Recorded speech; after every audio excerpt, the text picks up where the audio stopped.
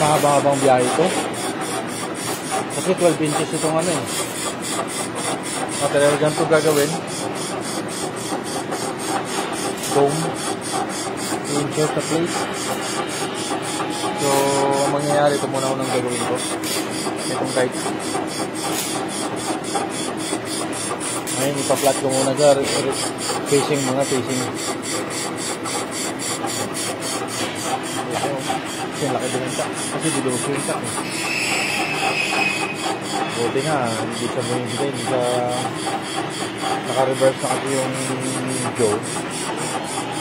Sabagay, dapat lang huwag siyang bumigay. Yung jowa ko nga, hindi bumibigay.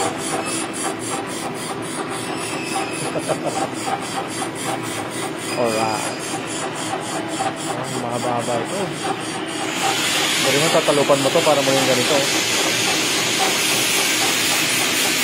Hindi ka rin pwede magpakain ng malaki kasi vibrate. Shatter ang vibration nito.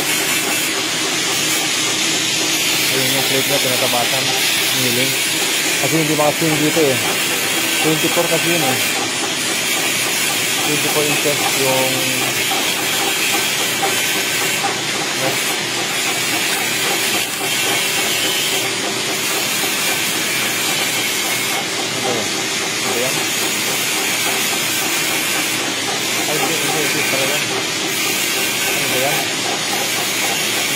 mali.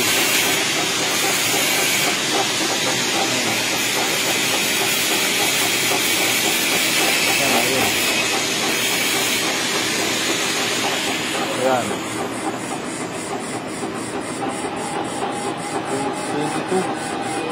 22 pala, 22 inches. Yung plate na ilalagay. Ngayon pa nangyari yung molde.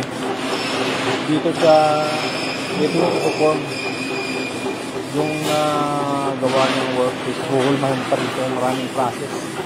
Kaya, ayan. Okay guys, dito na muna. Kasi mahaba to. Update ko na lang ulit kayo. Thank you for watching. Bye-bye.